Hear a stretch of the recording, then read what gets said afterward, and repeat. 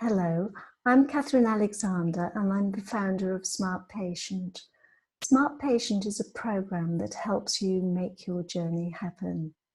I'm going to share a couple of cases with you so that it'll give you a bit of insight into how the program works. But I want to start off by saying that the program is completely agnostic. So it doesn't matter what you have wrong with you or what treatments you choose. What's important is that you're choosing treatments and practitioners that will get you to where you want to go. So that's the secret of Smart Patient. It actually allows you to take the reins, make informed decisions, all without being a medical expert. It also factors in your circumstances and many aspects of your case, without which the journey wouldn't be possible. So let's share with you a couple of these cases, and we're going to start off with one, Joan. Now, Joan is 50 years old, as you can see there, and she's got a couple of problems. She's got osteopenia and irritable bowel syndrome. Now, she had been basically standing still for about 15 years. She's only been treading water without going anywhere, and she decided to do the Smart Patient program with me. And this is 9 months into the program. So within 9 months, she's nearly at her aspirational endpoint. What we do in Smart Patient is we plot the starting point, and that's her current experience. She's fairly trapped and having multiple food allergies with gut issues, and that means that there's very little spontaneity in her life, very little social life, and traveling is difficult. Then we plot the end point. This is what she wants. She wants freedom, she wants energy and health security, and she definitely doesn't want to become drug dependent, particularly as the drugs recommended for her bones could make her digestion worse.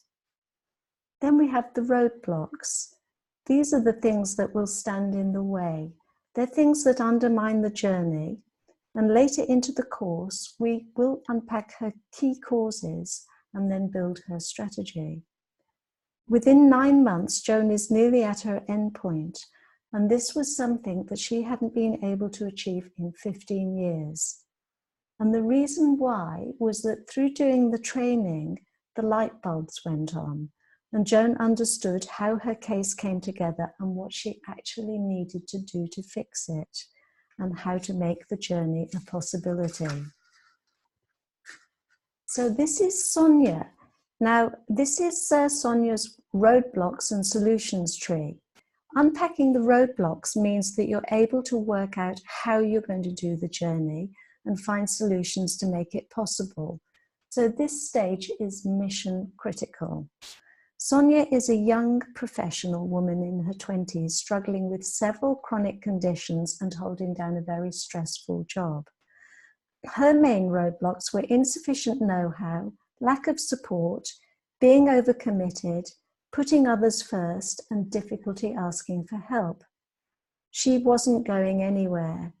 She was nervous of going from one doctor or practitioner to another and wasting money that she didn't have, and her GP thinks that she's fine anyway. She's got no support, and she says it seems like everyone wants to give different advice and have different opinions and solutions. People like to criticize me, which is not fair. I'm very sensitive and it demotivates me. I don't like it when they comment on my looks, especially when it's negative comments. And her big difficulty is saying no, because she feels guilty, whether at work, with friends, or with family. So the stress of meeting the needs of others compounds her health problems. So this is how Sonia's tree looked in the end.